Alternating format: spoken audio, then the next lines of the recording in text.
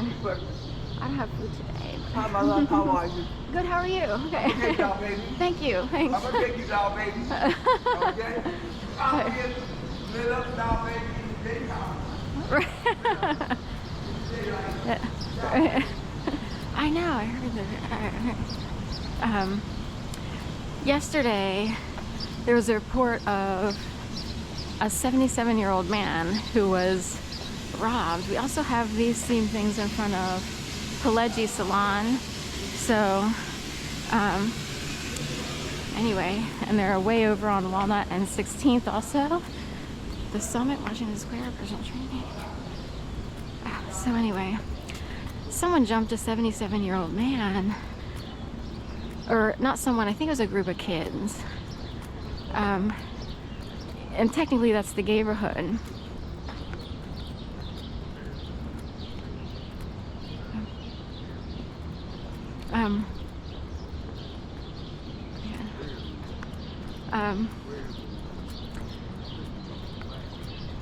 So that's pretty scary, but and it is scary. They also,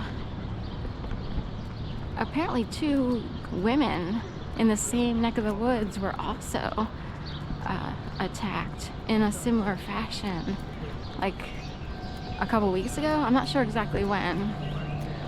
So look me in the eye, tell me what you see. Perfect paradise, tearing at the seams. Imagine Dragons, I believe that's their song. That just came up really quick next to Curtis. The Curtis building. We have the Curtis Institute of Music all the way by Rittenhouse Square. Germantown Friends School is also here. I didn't know that they wound up in this building. They've had like small publishing companies that are very specialized here in the Curtis. Like they've had Curtis Paper is apparently an original. We haven't opened. Some of these are kind of swung open just ever so slightly. The grates or whatever they're called at the bottom windows. PJ Clark's came in.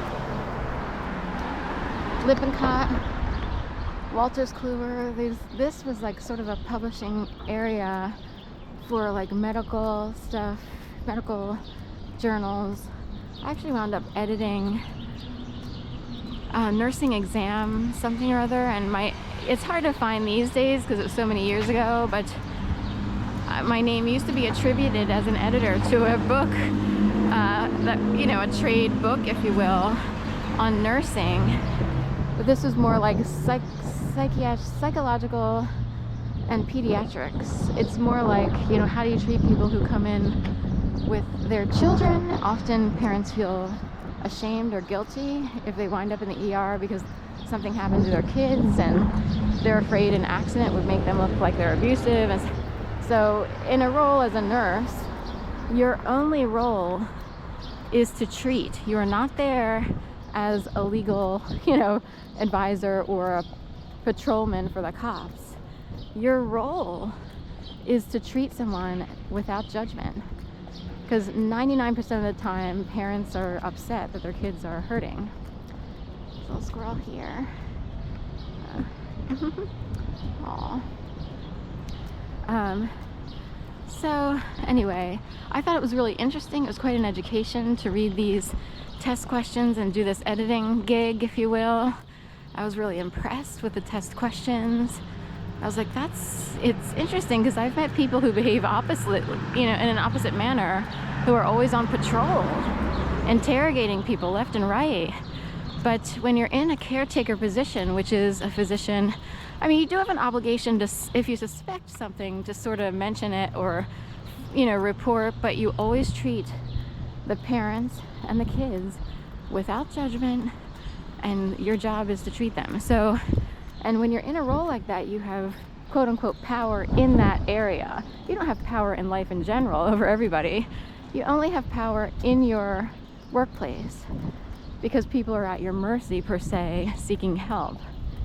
But, you know, there are lines drawn because we have people who think they know it all and they're in certain positions and they don't. So anyway, we just got to put it out there. You know, when you're on your job, you have certain controls. When you're out in regular community, you know, You're not always superior to the helpless coming in. You know, not everybody's helpless every time you meet someone unless you make them helpless. So I've known a few nurses who grill people to death and make them helpless and unable to function. And those people could wind up on drugs or wind up in a weird homeless situation where it's like, did someone unleash the dogs, and is it from that camp? That camp of self-righteous assholes, you know. Maybe if they live in fear, because a lot of people who need to feel power over others or who assume the position of superiority, they live in a lot of fear. They will use intimidation, manipulation, and fear to control anyone who remotely for a second has a brain of themselves, or remotely has a moment of questioning tactics or anything, situations, personalities, like, that doesn't seem right. Why can't I, you know, we live in a free country. I should be able to do this, that, and the other to the best of my ability. Why is this person jumping down my, I don't really understand why someone's being, you know, an extreme cop. Because there's cops, and then there's ones where it's like, are you kidding? We have people with very fragile egos, men and women alike.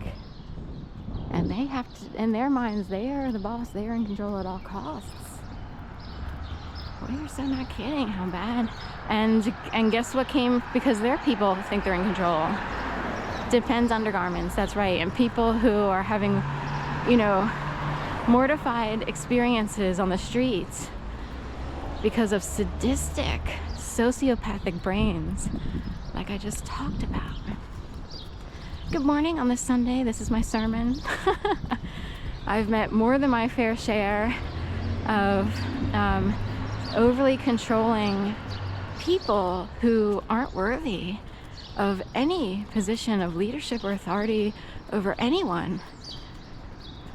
Most of us control our own lives to the best of our ability. Maybe we ask someone like, what would you do? This, you know, but for people who think they're superior, take a hike.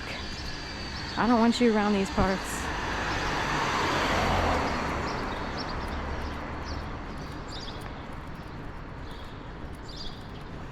So, and also people who think they're superior or in authority over others and just sort of assume that, they drive people crazy. So there are awesome people out there who have to put up with personalities that are extreme in the control department. And I believe that's been my soul journey. It is on the bizarre side, as if someone went hog wild and decided to unleash these nut jobs. We have a crow over here somewhere off to my back left shoulder. So, and the sad part is, what I've heard is some people learned to manage communities and they just assume that they're better than everyone else. There's some of those in the mix.